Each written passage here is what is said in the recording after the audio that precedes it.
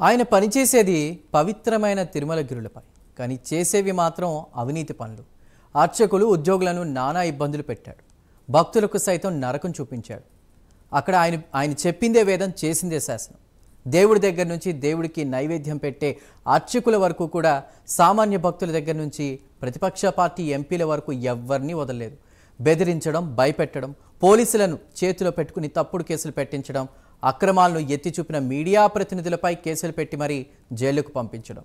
ఇలా ఒకటి కాదు, రెండు కాదు. ఆ అధికారి చేసిన అరాచకాలు ఎన్నెన్నో. చివరకు మంత్రులను సైతం లెక్క చేయకుండా అన్నీ తానే వ్యవహరించారు. తిరుమల పవిత్రతను సర్వనాశనం చేశాడు. ఇంతకీ ఎవరాయన?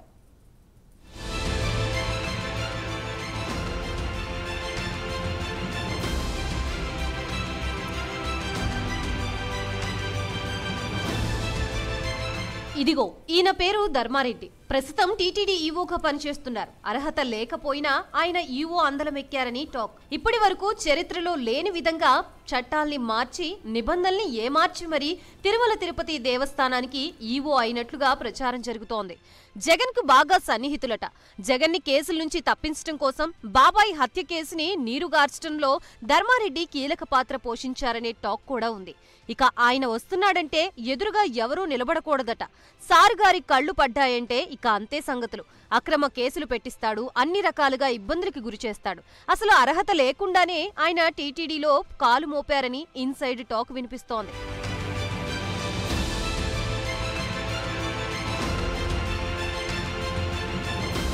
కేంద్ర సర్వీసులో అంటే ఇండియన్ డిఫెన్స్ ఎస్టేట్ ఆఫీసర్ గా ఉన్న ఆయన్ని జగన్ ముఖ్యమంత్రి కాగానే ఏరికోరి తీసుకువచ్చి టీటీడీలో అదనపు ఈవో పోస్టుని సృష్టించి మరీ ఆ పోస్టులో కూర్చోబెట్టారు. ఆ తర్వాత తిరుమలలో ఐఏఎస్ స్థాయి అధికారి ఉండాల్సిన జేఈఓ పోస్టుని రద్దు చేసి ఆ అధికారుల్ని కూడా ధర్మారెడ్డికి కట్టబెట్టారు. అంతటితో ఆగకుండా ఏకంగా ఈవోగా నియమించారు. ఇక ఈవో అయినప్పటి నుంచి తిరుమలలో ఆయనే మోనార్క్. ధర్మకర్తల మండలి ఉన్న పెత్తనమంతా ధర్మారెడ్డిదే. అలా ఆయన తిరుమలలో గుత్తాధిపత్యంతో వ్యవహరిస్తున్నారనే ప్రచారం సాగుతోంది.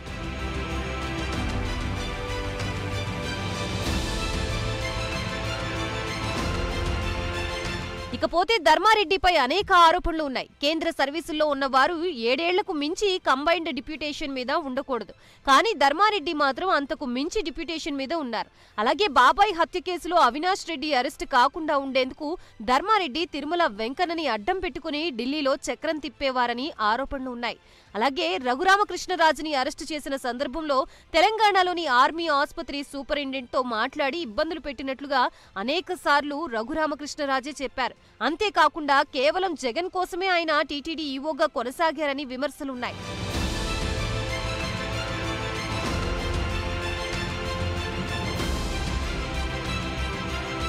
శ్రీవాణి ట్రస్ట్ లో కోట్ల రూపాయల కుంభకోణం జరిగిందని చంద్రబాబు, పవన్ కళ్యాణ్ కూడా ఆరోపించారు. దీంతో పాటు ఆయన మీద ఢిల్లీలో కేసులున్నా వాటిని దాచిపెట్టి టీటీడీ ఈవోగా పోస్టు కట్టబెట్టారనే ప్రచారం కూడా సాగింది.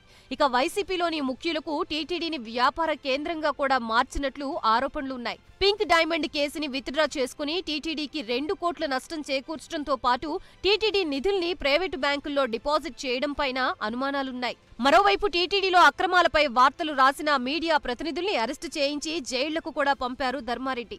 పోలీసుల్ని అడ్డం పెట్టుకుని మీడియా ప్రతినిధులు తప్పు చేయకపోయినా గన్లు తలపై పెట్టి తప్పుని ఒప్పుకోమని వీడియోలు తీయించుకొని వాటిని చూసి మరీ పైశాచిక ఆనందం పొందారట.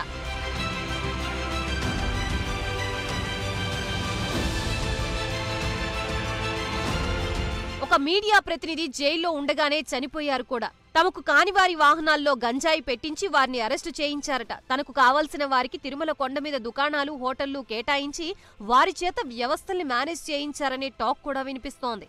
వైఎస్ఆర్ హయాంలో టీటీడీలో ప్రత్యేక అధికారిగా ధర్మారెడ్డి ఉన్న సమయంలో ఆయన అక్రమాలు తెలిసిన ఆయన క్యాంప్ క్లర్క్ సురేష్ అనుమానాస్పద మృతిపై కూడా అనేక అనుమానాలున్నాయి. రాష్ట్రంలో కూటమి అధికారంలోకి రావడంతో సెలవుపై వెళ్లేందుకు ప్రయత్నాలు చేస్తున్నారట.